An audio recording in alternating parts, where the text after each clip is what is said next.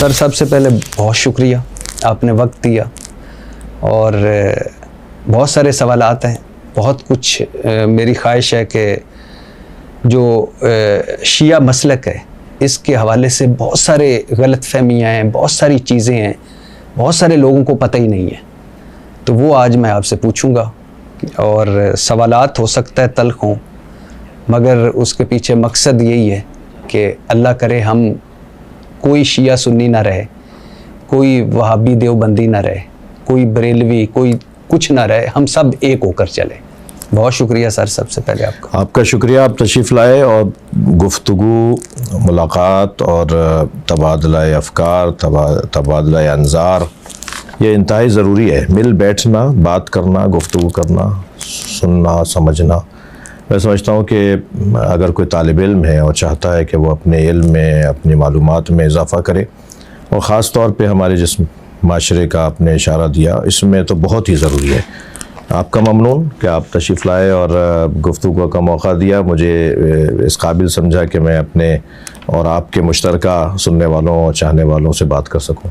बहुत शुक्रिया सर। मेरा पहला सवाल है कि ये शिया मसलक या शिया फ़िरका कब वजूद में आया? बिस्मिल्लाहिर्रहमानिर्रहीम। शिया मसलक की बुनियाद रसूलुल्लाह सल्लल्लाहु अलैहि वसल्लम ने डाली कि जब आपने इरशाद फरमाया या अली अंता व शियतों का हुमुल फाइज़ून।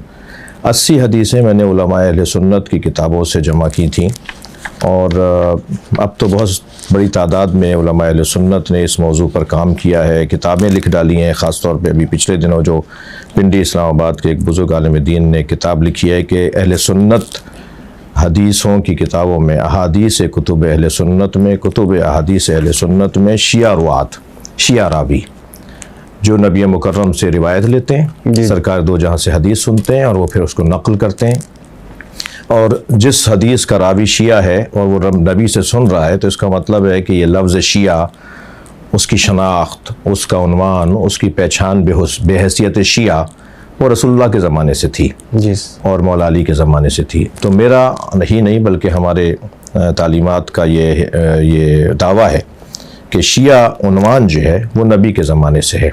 सरकार ने फरमाया या अली अंता व शियतों का हम जीरानी फिल जन्ना। मैं अभी हदीसें पढ़ रहा हूँ आपके सामने, ये कुतुब अहले सुन्नत में लिखी हुई हैं। और बात है कि मुफ्ती शामज़ई साहब ने अक़ीदा ज़ुहूर इमाम महदी के हवाले से किताब लिखी है। किताब का नाम ही अक़ीदा ज़ुहूर महदी है। उसमें वो लिखते हैं कि इस अक़ीदे को सिर्फ शिया हज़रात ही नहीं बल्कि अहले सुन्नत भी इमाम महदी का अक़ीदा रखते हैं। और फिर उसमें उन्होंने रुवात का जिक्र किया और जरह तादील किया रावियों के ऊपर, और उसके बाद उन्होंने फरमाया कि इसमें बाज़ रावी शिया हैं जिन्होंने इस अक़ीदे को नबी से नक़ल किया है।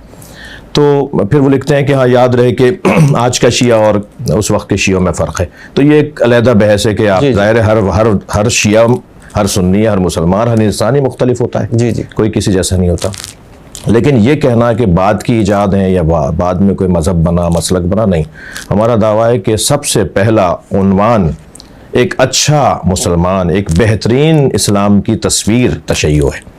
लेकिन हमारा दावा है। लेकिन सर शिया किताबों में है कि शिया मसलक का बानी अब्दुल्ला बिन सबा है। मैं अभी आपको बताता हूँ कि नामवर शिया मौरख अबू उमर बिन अब्दुल अजीज़ अल-कशी अपनी किताब में मारफतुल नाकिलीन अनिल आइमतुल सादिकीन जो अल-मरूफ रिजाल अल-कशी में लिखता है कि अब्दुल्ला बिन सबा यहूदी था, वो मुसलमान हुआ, हज़रत अली से रदी अल्लाह ताला अन्हु से इज़हार मोहब्बत करने लगा। इसका जो अकीदा हज़रत मूसा के वसी यूशा बिन नून के बारे में था, वही अकीदा हज़रत अली रदी अल्लाह ताला अन्हु से मुतल्लिक़ इख्तियार किया। ये पहला शख्स था जिसने हज़रत अली रदी अल्लाह ताला के मुखालफीन की तकफ़ीर की।